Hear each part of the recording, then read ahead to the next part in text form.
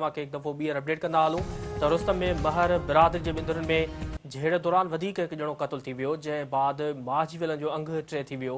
झेड़े में एतबार महर पिणु क़तल थी वियो आहे। ॿिनि औरतुनि समेत 4 ॼणा ज़ख़्मी थी पिया आहिनि। धुरनि पारां हिक ॿिए मथां फायरिंग कई पई वञे, जंहिं सबबि इलाइक़े में छिकताण वारी सूरत हाल ऐं इलाइक़े में ख़ौफ़ छायल आहे। अव्हांखे आगाह करे रहिया आहियूं अफ़सोसनाक ख़बर जे हवाले सां हिकु दफ़ो ॿीहर अपडेट कंदा हलूं त रुस्तम में महर बिरादरी जे ॿिंदुरनि में झेड़े दौरान वधीक हिकु ॼणो क़तल थी वियो, जंहिं बाद माजी विलनि जो अंग टे थी वियो आहे। झेड़े में एतबार महर पिणु क़तल थी वियो आहे।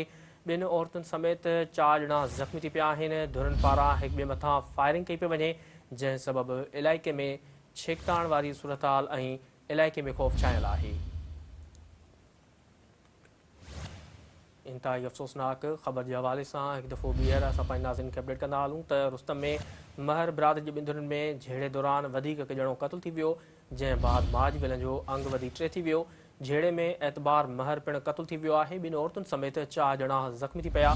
धुरनि पारां हिक ॿिए मथां फायरिंग कई पई वञे, जंहिं सबबि इलाइक़े में छिकताण वारी सूरत हाल ऐं इलाइक़े में ख़ौफ़ छायल आहे।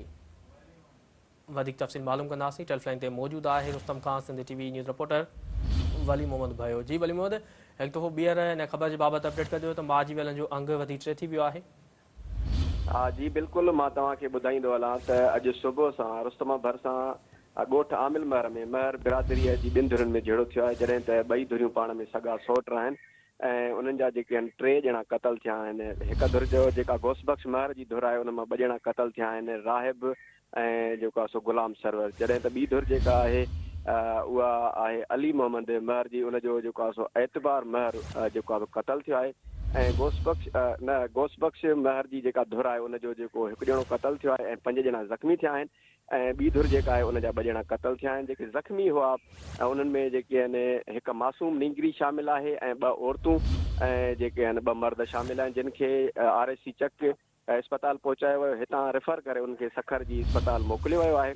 ऐं जॾहिं त जेके क़तल थी विया आहिनि 3 ॼणा एतबार महर आहे ऐं गुलाम सरवर ऐं जेको आहे सो राहिब, उन्हनि खे लखी अस्पताल मुंतकिल कयो वियो आहे उन्हनि जे पोस्टमार्टम जे लाइ।